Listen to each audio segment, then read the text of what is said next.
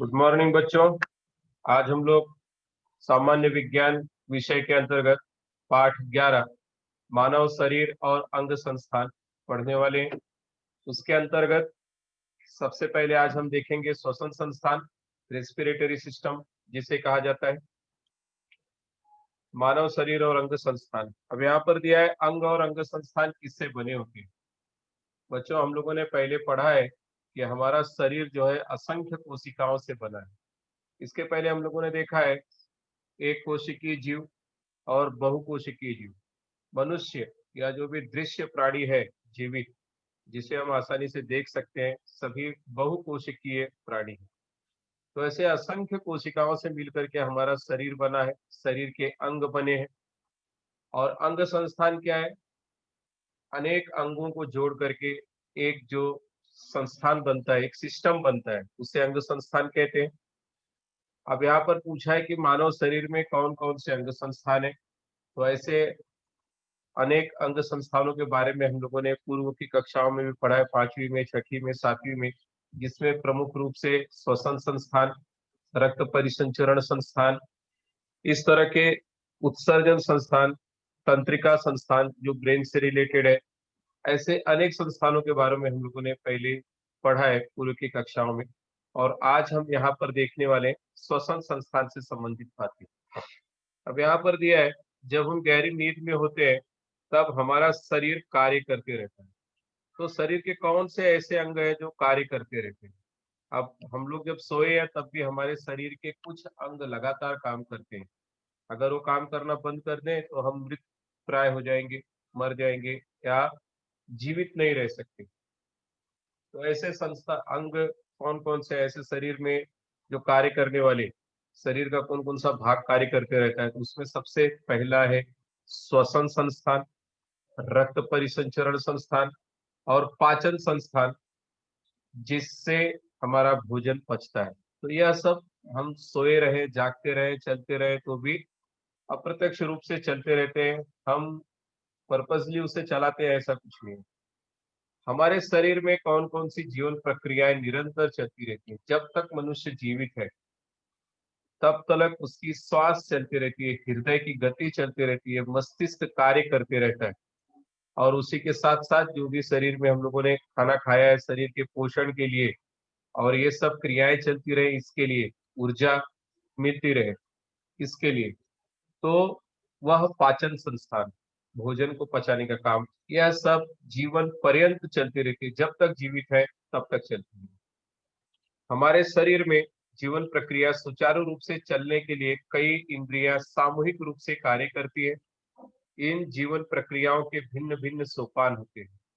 विशिष्ट सोपानों पर विशिष्ट अंगकों द्वारा सुचारू रूप से कार्य होते रहता है।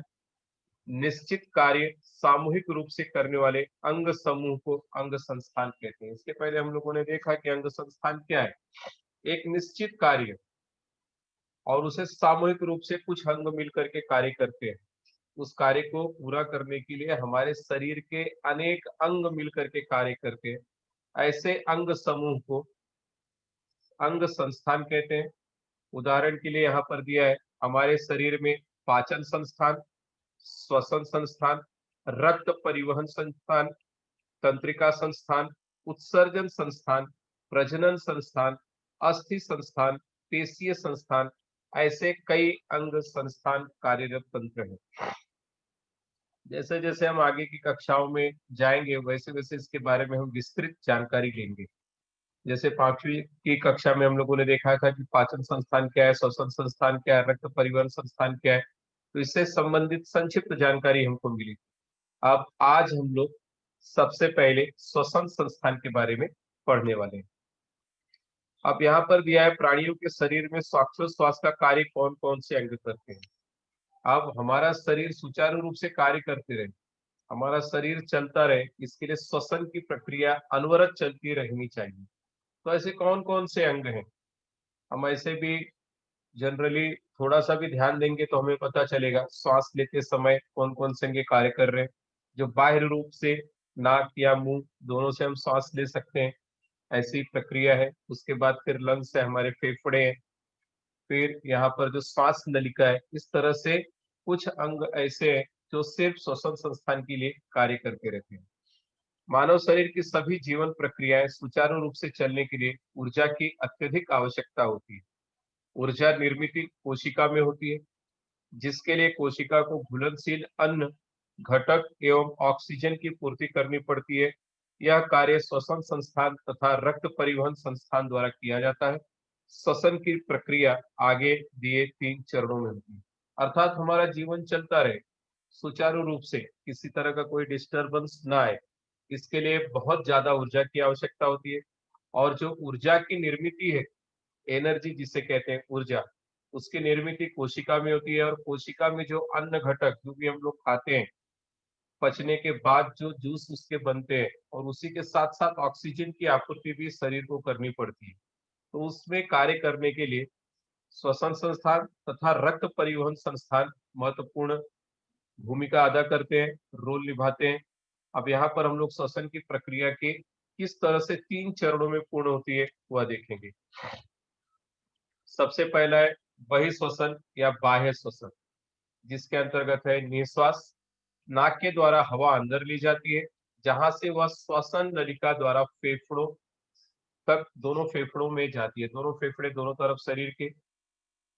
और उसके बाद जब हम नाक से श्वास लेते हैं, श्वास लेने की प्रक्रिया, तो जो वायु है, हवा है, वह श्वसन नलिका द्वारा दोनों तरफ के फेफड़ों में जाती है।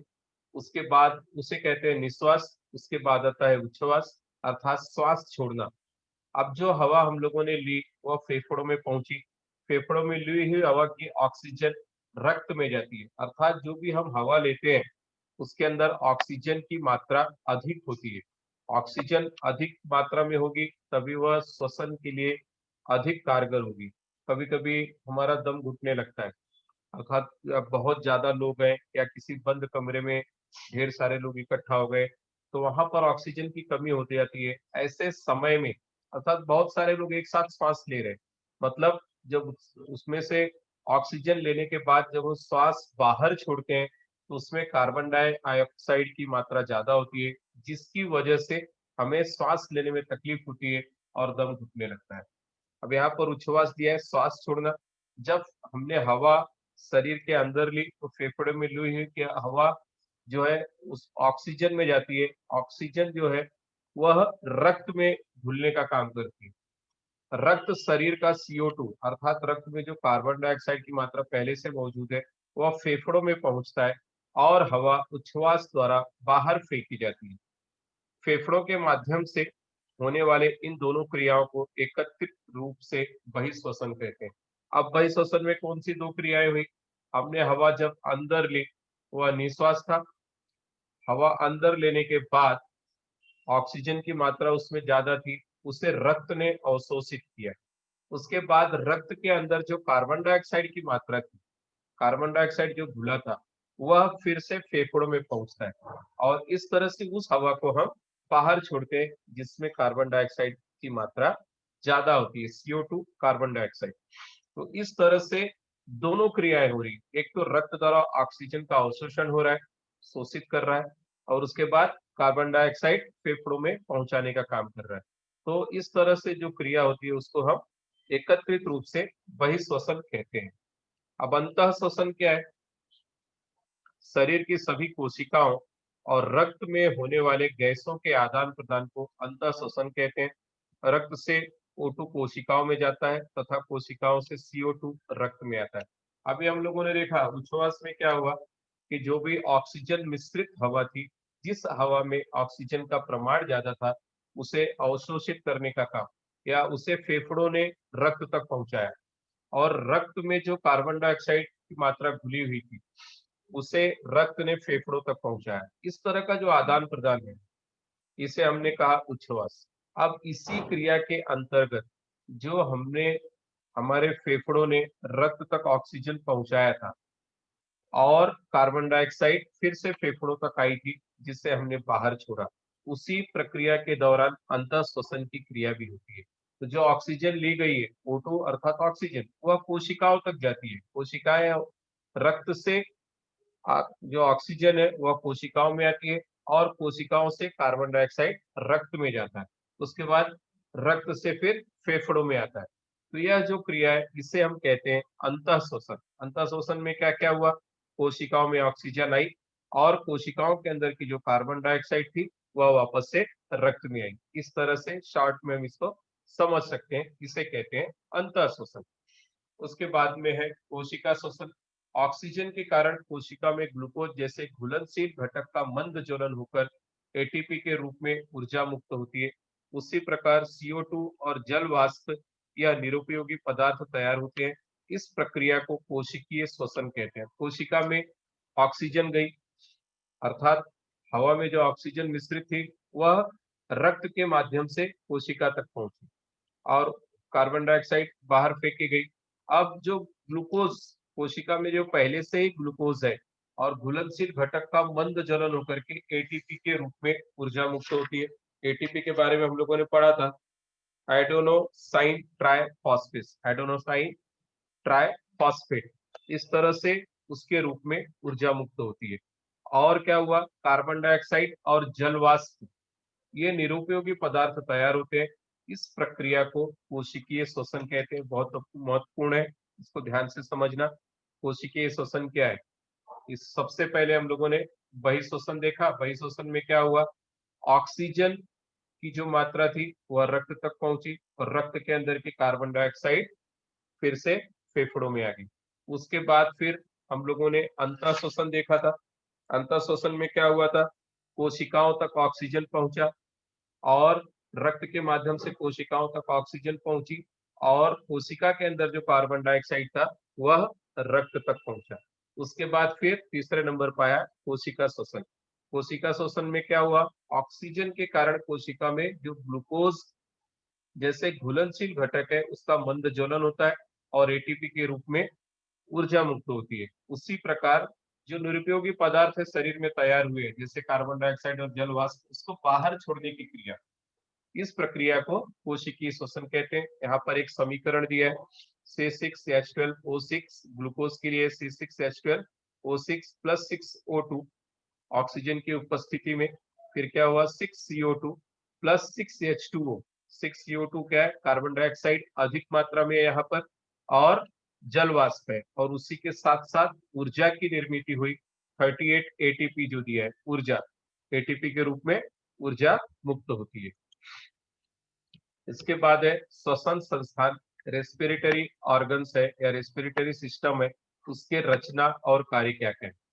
तो यहाँ पर हम देखेंगे सबसे पहले श्वसन संस्थान में भाग लेता है हमारी नाक या नोज। श्वसन प्रक्रिया की ओर श्वसन संस्थान की शुरुआत नाक से होती है। हम जब भी श्वास लेते हैं, ध्यान से देखोगे अपने अपने नाक की तरफ या अनुभव करो, जब हम श्वास लेते हैं तो नाक में कुछ घर्षण सा होता है। हवा जब अंदर की तरफ जाती है तो यहाँ पर जो बाल है और अंदर कुछ चिपचिपे पदार्थ होते हैं जो एक छन्नक का काम करते हैं। जैसे हम लोग चाय छानते हैं, फिल्टर करते हैं, उसी तरह से यहाँ पर जो बाल है नाक में और अंदर या इस तरफ कुछ चिपचिपा सा अंदर की तरफ पदार्थ होता है जिससे जो भी धूल कण है उसमें चिपक जाते हैं और बालों से छन करके और अंदर की तरफ का ये जो भाग है ये थोड़ा सा सकरा होता है जहां पर हवा और ज्यादा गर्म होती है, हीट होती है घर्षण के कारण और फिर हवा अंदर की तरफ जाती है। इस तरह से श्वास नलिका तक पहुंचने के पहले तक, श्वास नली तक पहुंचने के पहले हवा यहाँ पर दो बार फिल्टर होती है और अंदर गर्म होती है। एक तरह से जो सकरा रास्ता है वहां पर घर्षण करके अंदर की तरफ जाती है। इस तरह से छनी हुई हवा हमारे श्वास नली तक जाती है। अब यहाँ पर ग्रसनी दिया है, ग्रसनी से आहार नाल तथा श्वसन नलिका की शुरुआत की। दो अलग अलग नलिकाएं, एक श्वसन नलिका, जैसे ही नाक से अंदर की तरफ जाएगा तो दो अलग अलग नलिकाएं, एक श्वसन नलिका है और दूसरा आहार नाली।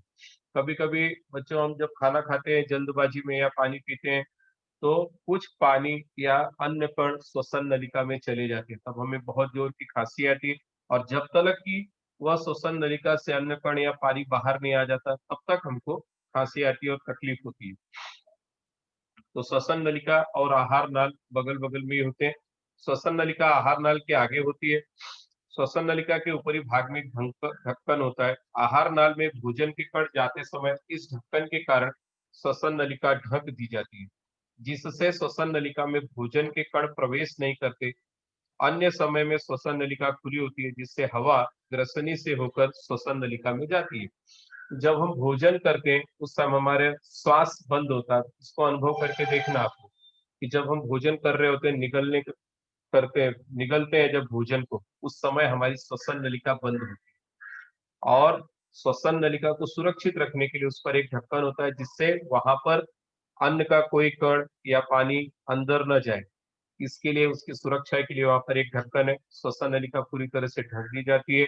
और कभी कभी गलती से हम बोल भी रहे हैं, खा भी रहे हैं, या जल्दबाजी में खा रहे हैं, तो कभी कभी अगर गलती से श्वसन नलिका में कोई चीज चली भी जाती है, तो जब तक वो बाहर नहीं आती तब तक हमें खांसी आती है, और पूरा निकलने के बाद ही हम थोड़ा सा कंफर्ट फील करते हैं।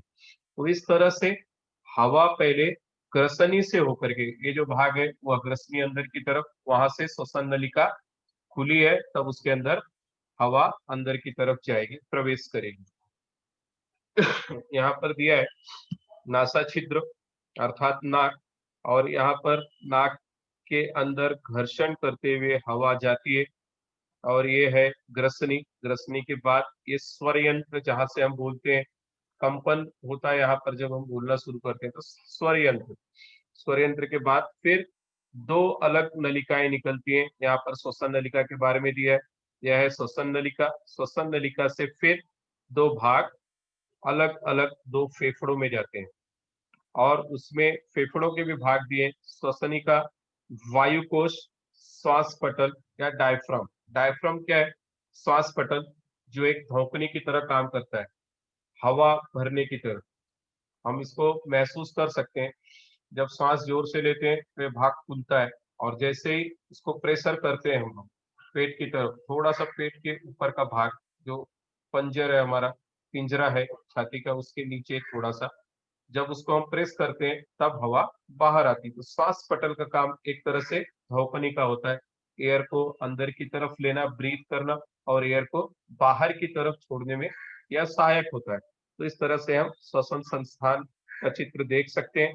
उसमें नासा छिद्र, ग्रसनी, यहाँ पर है स्वर यंत्र, श्वसनिका, वायु कोश, ऐसे अनेक कोश होते हैं जिसके अंदर जाकर के वायु फिल्टर होती है, साफ होती है, और ऑक्सीजन की जो मात्रा होती है वह रक्त में घुलने का काम करती है। यहाँ पर दिया है श्वसन नलिका, ट्रैकिया। श्वसन नलिका का शुरुआती हिस्सा स्वर यंत्र के कारण फूला हुआ होता है, हमने देखा। वक्ष में श्वसन नलिका दो शाखाओं में विभाजित, दो अलग अलग शाखाओं में विभाजित होती है। एक शाखा दाएं फेफड़े और दूसरी बाएं फेफड़े की ओर जाती है। पहले के चित्र में हम लोगों ने देखा कि श्वसन नलिका दो अलग शाखाओं में विभाजित हुई है। उल्टा वी की तरफ यहाँ से आया, और एक इस तरफ गया, बाई तरफ एक, दाहिनी तरफ, दोनों फेफड़ों में वह पाइपलाइन जाती है। दोनों शाखाएं विभाजित होकर के दो अलग अलग शाखाएं बनती हैं, और दोनों तरफ के बाएं और दाएं फेफड़े में जाती है। और फेफड़े का काम क्या है? वक्ष की गुहा में हृदय के दाएं और बाएं भाग में एक एक फेफड़ा होता है। वक्ष के गुहा का बहुत सा हिस्सा फेफड़ों से घिरा होने के कारण हृदय का पृष्ठ भाग इसके द्वारा ढक जाता है। प्रत्येक फेफड़े पर द्विस्तरीय आवरण होता है, जिसे फुफ्फुसावरण, प्लूरा कहते हैं। फेफड़े स्पंज की भांति प्रत्यास्थ होते हैं। फेफड़े छोटे छोटे कुप्पियों से बने होते हैं, जिन्हें वायुकोश कहते हैं। वायुकोश के चारों ओर केश वाहिनियों का घना जाल होता है। यहाँ पर वायुकोश दिया है। जब दो तरफ के फेफड़े और दोनों की रचना एक जैसी होती है, उसके ऊपर द्विस्तरीय आवरण, जिसे फुफ्फुसा आवरण भी कहते हैं, और स्पंज की तरह होता है फेफड़ा। और फेफड़े में अनेक छोटी छोटी कुप्पियां, असंख्य कुप्पियां, इस तरह से हजारों कुप्पियां बनी है, जो हवा को साफ करने का काम, फिल्टर करने का काम करती हैं। उसे वायुकोश कहते हैं। और वायुकोश जो है वह अनेक केश वाहिनियों से घिरा हुआ होता है। एक घना जाल होता है केश वाहिनियों का, बारीक बारीक छोटी एकदम पतली वेन्स होती है, जिससे वह घिरा होता है पूरा, और पूरी तरह से ढका होता है, घना होता है। वायुकोश का आवरण काफी झिरझिरा होता है, उसी प्रकार केश वाहिनियों का आवरण भी बहुत पतला, एकदम झिरझिरा, जिससे हवा का आदान प्रदान हो सके। इस पतले आवरण से गैसों का आदान प्रदान आसानी से हो सकता है। फेफड़ों में स्थित असंख्य वायु कोशों के कारण गैसों के आदान प्रदान हेतु बहुत विस्तृत पृष्ठभाग उपलब्ध होता है। यहाँ पर दिया है किस तरह से गैसों का आदान प्रदान होता है। काफी झिरझिरा अर्थात बहुत पतला, अगर उसको अनुभव करना है तो यहाँ पर हमारे जो नसें दिखाई देती हैं आंख में जाल की तरह, उसी तरह से यह भी होता है। अनेक केश वाहिनियां इसके अंदर होती हैं जिससे गैसों का आदान प्रदान हो सके। अब यहाँ पर दिया है कोशिकाओं में किस तरह से संवहन हो रहा है। रक्त में लाल कण है और हवा का प्रवाह अंदर की तरफ जब हवा आएगी तो वायु कोश से जो ऑक्सीजन घुलित होगी वह कोशिकाओं में उसका संवहन होगा और जो लाल रक्त कण है उसके द्वारा ऑक्सीजन को अवशोषित किया जाएगा और उसी के साथ जो कार्बन डाइऑक्साइड है, कार्बन डाइऑक्साइड उसे बाहर छोड़ने का कार्य। अंदर जो हवा गई उसमें ऑक्सीजन की मात्रा अधिक थी, बाहर जो हवा छोड़ी गई उसमें कार्बन डाइऑक्साइड का परसेंटेज अधिक था, उसकी मात्रा अधिक थी। इस तरह से आदान प्रदान गैसों का वायु कोश के माध्यम से। वायु कोश कहाँ पर था? लंग्स में, हमारे फेफड़ों में। और वायु कोश का प्रमुख कार्य क्या है? जो गैस हम ले रहे हैं, जो हवा हम ले रहे हैं, उसके अंदर जो मिश्रित ऑक्सीजन है, घुली हुई ऑक्सीजन है, उसे लाल रक्त कण तक पहुंचाना और कोशिकाओं के माध्यम से, और उसके बाद जो रक्त कणों में कार्बन डाइऑक्साइड घुली है कोशिकाओं के माध्यम से फिर से वायु कोश में ला करके उसे फेफड़े की सहायता से फिर से बाहर की तरफ छोड़ना।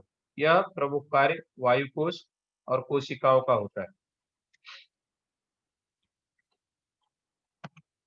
अब यहाँ पर दिया है किस तरह से हमारा लंग्स फंक्शन कर रहा है। जैसा मैंने बताया जब हम श्वास लेते हैं तो यहाँ पर देखो जो चित्र दिया है उसमें श्वास छोड़ने की प्रक्रिया, जब श्वास छोड़ने की प्रक्रिया होती है तो किस तरह से वह लंग्स अंदर बाहर की तरफ फंक्शन करता हुआ दिखाई देता है। तो पर्दा है, एक झिल्ली है, डायफ्राम जिसे कहते हैं, उसका फंक्शन वही है। यहाँ पर दिया है देखो, ये लंग्स लंग्स दो भागों में विभाजित हुआ है। नाक से श्वास लेने के बाद किस तरह से यहाँ पर हवा जिसमें ऑक्सीजन की मात्रा ज्यादा है उसके बाद वायु कोश द्वारा अवशोषित की जाती है और रक्त वाहिनियों तक पहुंचाने का कार्य। उसके बाद फिर उसके अंदर से जो कार्बन डाइऑक्साइड की मात्रा है वह नाक के माध्यम से छोड़ने का कार्य चल रहा है। यहाँ पर दिया है कि वायु कोश किस तरह से कार्य कर रहे हैं।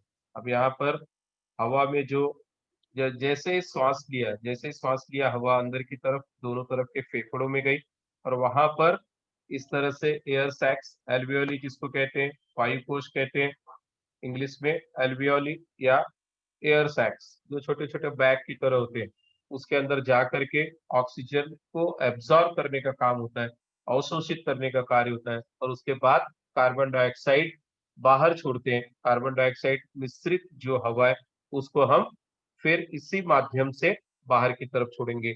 यहाँ पर दिखाया गया है कि किस तरह से श्वास छोड़ा जा रहा है और यहाँ पर श्वास लेने की प्रक्रिया हो रही है। तो दोनों चित्रों को देख करके आप आसानी से समझ सकते हैं। फेफड़ों में होने वाले गैसों का आदान प्रदान। फेफड़ों के अब चित्र में हम लोगों ने देखा किस तरह से फेफड़े तक गैस पहुंच रही थी, हवा पहुंच रही थी, उसके बाद फिर किस तरह से हवा बाहर छोड़ने का कार्य हो रहा था। फेफड़ों के वायु कोशों के चारों ओर रक्त प्रवाहित होते समय गैसों का निरंतर आदान प्रदान होते रहता है। रक्त की लाल कोशिका आरबीसी में हीमोग्लोबिन यह लोह युक्त प्रोटीन होता है, इसलिए जिसमें रेड ब्लड सेल्स कम होते हैं, लाल कोशिकाएं, लाल रक्त की कोशिकाएं जिसमें कम होती है, उसे श्वास लेने में तकलीफ होती है। रक्ताल्पता की जिसको तकलीफ होगी, इसीलिए लोह युक्त गोलियां बच्चों को दी जाती हैं, विद्यालय में भी बांटी जाती हैं, अर्थात उसका हीमोग्लोबिन बढ़े। और ज्यादातर महिलाओं में इस तरह की समस्या होती है। तो हीमोग्लोबिन जब सही होगा तो ऑक्सीजन को अवशोषित करने का जो कार्य है वो सुचारू रूप से और अच्छी तरह से होगा और ऊंचाई पर चढ़ते समय, दौड़ते समय या अधिक कार्य करते समय हमें दम नहीं लगेगा या श्वास नहीं फूलेगा। वायु कोशों में आने वाली हवा की ऑक्सीजन हीमोग्लोबिन द्वारा अवशोषित की जाती है। उसी समय कार्बन डाइऑक्साइड और जल वाष्प रक्त से वायु कोश में जाते हैं और वहां की हवा में घुल जाते हैं।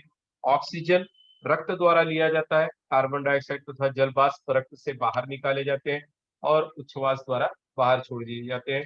इस प्रक्रिया को हम लोगों ने देखा कि उच्छ्वास के माध्यम से जो कार्बन डाइऑक्साइड की मात्रा थी, जल वाष्प की जो मात्रा थी, निरुपयोगी पदार्थ था, उसे बाहर छोड़ने का कार्य किया गया। फिर ताजी हवा, फिर फ्रेश हवा अंदर लेते हैं। इस तरह की यह प्रक्रिया निरंतर चलते रहती है। अब यहाँ पर दिया है श्वास मध्यपटल डायफ्राम जो है वह किस तरह से कार्य करता है। पसलियों से बने छाती के पिंजरे के, मैंने बताया जो ये पसलियां है, हड्डी हमारी पिंजरा, पिंजरे के जस्ट नीचे की तरफ का जो भाग है, पेशियों से बना हुआ एक पर्दा है, इसे श्वास पटल कहते हैं। यहाँ पर दिखाई दे रहा है हमारा छाती का पिंजरा, और उसके जस्ट नीचे यह श्वास पटल दोनों तरफ है। श्वास पटल यह उदर गुहा और वक्ष गुहा के मध्य स्थित होता है। पसलियों का थोड़ा ऊपर उठना और श्वास पटल का नीचे जाना, यह दोनों क्रियाएं। अब जैसे पसलियां ऊपर की तरफ उठती हैं, यह पर्दा नीचे की तरफ जाता है। तो इस तरह से फेफड़े पर दाब कम हो जाता है, जिससे बाहर की हवा नाक द्वारा फेफड़ों में जाती है। जैसे हमने श्वास लेने की क्रिया की, तो पिंजरा ऊपर की तरफ गया और डायफ्राम अंदर की तरफ, और श्वास अंदर की तरफ, अर्थात हवा अंदर आई। और जैसे ही फिर हमने श्वास छोड़ा तो क्या हुआ, पसलियां सिकुड़ती हैं और डायफ्राम खुलता है, और यह क्रिया निरंतर चलती रहती है। यहाँ पर आकृति में दिखाया गया है। पसलियां अपने मूल स्थान पर आने से और श्वसन पटल फिर से ऊपर उठाए जाने से फेफड़ों पर दाब पड़ता है। उनमें स्थित हवा नाक से बाहर की तरफ धकेली जाती है। श्वास पटल का निरंतर निरंतर ऊपर और नीचे होने की हलचल श्वासोच्छ्वास की क्रिया के लिए आवश्यक होता है। अगर यह पटल कार्य नहीं करेगा तो भी हम श्वास नहीं ले सकते। इस तरह से जो श्वास पटल है उसका मुख्य कार्य है अंदर और बाहर की तरफ, अर्थात जो हवा हम अंदर ले रहे हैं उस समय पिंजरा फूलता हुआ दिखाई देता है और श्वास पटल अंदर की तरफ जाता है। और जैसे ही हम श्वास बाहर छोड़ते हैं उस समय यह पिंजरा नीचे की तरफ आता है और श्वास पटल बाहर की तरफ, और हवा बाहर छोड़ी जाती है। यह प्रक्रिया निरंतर, जैसे आकृति में दिखाया है, चलते रहती है। धन्यवाद बच्चों। उम्मीद है आप लोगों को श्वसन संस्थान अच्छी तरह से समझ में आया होगा।